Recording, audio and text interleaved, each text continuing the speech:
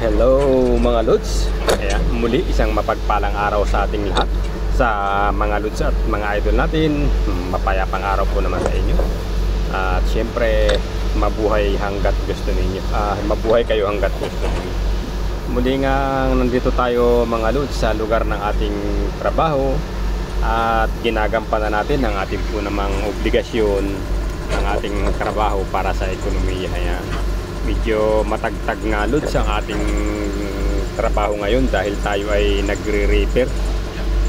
Opo, yan, nagre-repair tayo ng yung mga lupa na sobrang tigas ay ginagamitan natin mga Lods ng repair. Opo, para naman hindi masyadong hirap na hirap yung makina at nang sa ganun din ay medyo bumilis-bulis ng bahagya yung ating paghukay.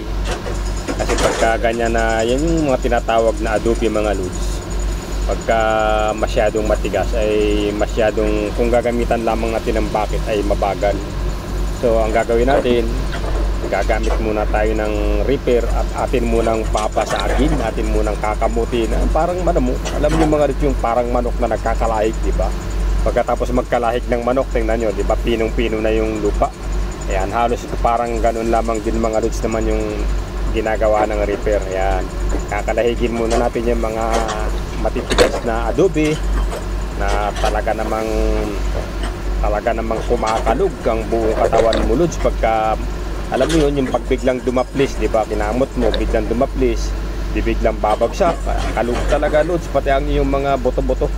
Kaya naman hanggat maaari iniiwasan din namin ng mag-repair. Kaya lang kung talagang sobrang tigas na ay wala ka nang magagawa kundi repair it para hindi naman masyadong nahihirapan yung makinarya na ginagamit natin. Tuloy lamang tayo mga Lods sa ating pagbabasag ng mga matitigas na lupa dito sa lugar ng ating trabaho. At kung nakarating kayo sa bahaging ito ng ating video mga Lods ay maraming salamat sa inyong panonood.